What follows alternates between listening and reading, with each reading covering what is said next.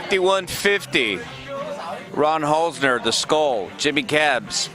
Here Comes Trouble. How you doing, man? Ron, good to see you again. What's going on, Jimmy?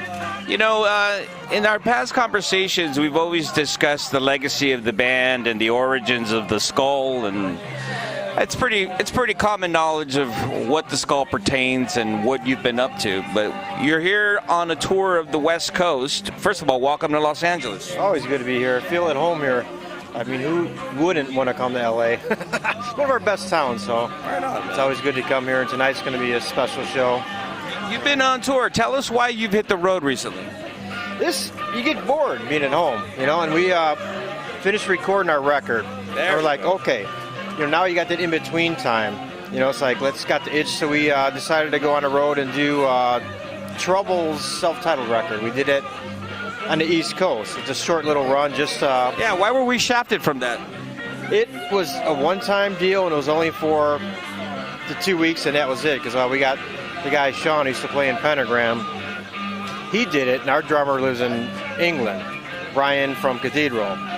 He did the record with us, so then we decided to do another tour and start playing some of the new stuff, you know, but not the whole new record. And Brian got screwed at the airport, the visas, so it's happened to everybody. Uli just got visas. They won't let Uli Roth in, so it just happened to him. So we were stuck without a drummer. We had to postpone that tour. Then we're like going, you know what?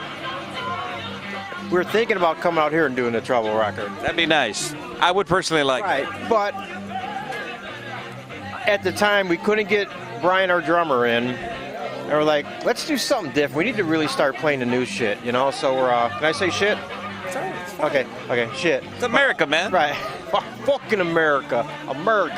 No, so we got Henry from St. Vitus to fill in, you know, and we figured to mix it up, and we wanted to be more of the Skull, because when we did the whole Trouble record, we didn't feel right.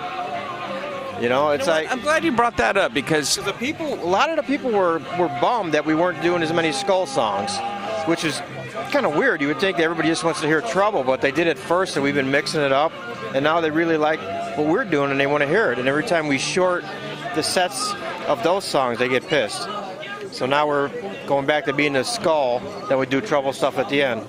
Well, here's the deal. First of all, I find it remarkable that usually when a band splits into two factions, there's always toxicity and negativity. That's not the case with you guys. No. Okay. I mean, like, Trouble's our legacy. It's why we are here. So, and we wrote them songs, so we feel we can play them, and we play them when we want to, and it's not like a big deal. We know now that we don't have to play them.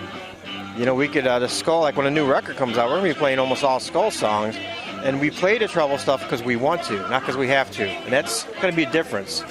You know, when you're forced to play something that you don't want to, but now we got our new band, the Skull, all original music, and it's like, hey, let's play a couple crazy Trouble songs at the end. You know, and the people are happy, and we're happy, and let's for a fun night, you know. Let's flashback 2014. 2014, I remember last week, man. You proved everybody wrong, and you came out with a strong product entitled, which was For Those Which Are Asleep. That was on TP Records. That record right there really brought the essence of Trouble, but now the Skull. What I mean by that is, at that point, people were wondering, were you going to flounder in repetitious Skull songs and just kind of milk it off? And you guys all came back creatively, and I don't even know why there was a debate on that, because that record proved that if you did it before, you could do it again. Each song held up well, and each song, which is most importantly, really had the foundation of Trouble, but it wasn't repetitious. Right. It wasn't... It was Sherman. No. It was just pretty. It really held his weight. Now let's talk about the new record. Okay. Because this is what I like about what you're doing, what you've been doing since 2014. You have the option to go back and play whatever you want, because basically that's your DNA in those songs. Here's the difference. Like, Trouble had to write a Trouble record. We didn't. We're from Trouble, and we write and play that way, but we just do our own thing, and it evolved into a good thing, and we weren't restricted by, we got to write a Trouble sounding song. Right. We wrote whatever we felt. and it you could feel it. The songs, I mean, they are different, but they still have the flavor of Trouble because that's who we are. You know? And how wonderful is that? It's great. Right? The fans, You're not shackled by the past. and they can go see Trouble still. I mean, see the guitar players and stuff. I think it's a win-win for the bands having the two bands. I mean, I'm sure they always say, "Oh, it'd be great to do a reunion," but I mean, people got to understand. I don't know how many people were married and got divorced. Then you're with a new lovely woman or husband, whatever, and think about going back to your ex-wife. Yeah, it's done.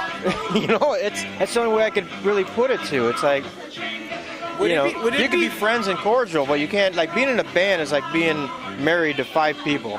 You're living and doing everything so tight together, and you have to have that cohesion, and if there's any riffs, it just doesn't work, and bands will do that, tend to go through the motions and shortchange the people because they're not playing soulfully how they should, their music. not being genuine. Right, they're not being genuine and just doing it for the money, and I couldn't do that. I mean, I'd rather just cut my hair and get a fucking job, you know, than do that. It's not fair to the people who got us to this point, and we would never do that.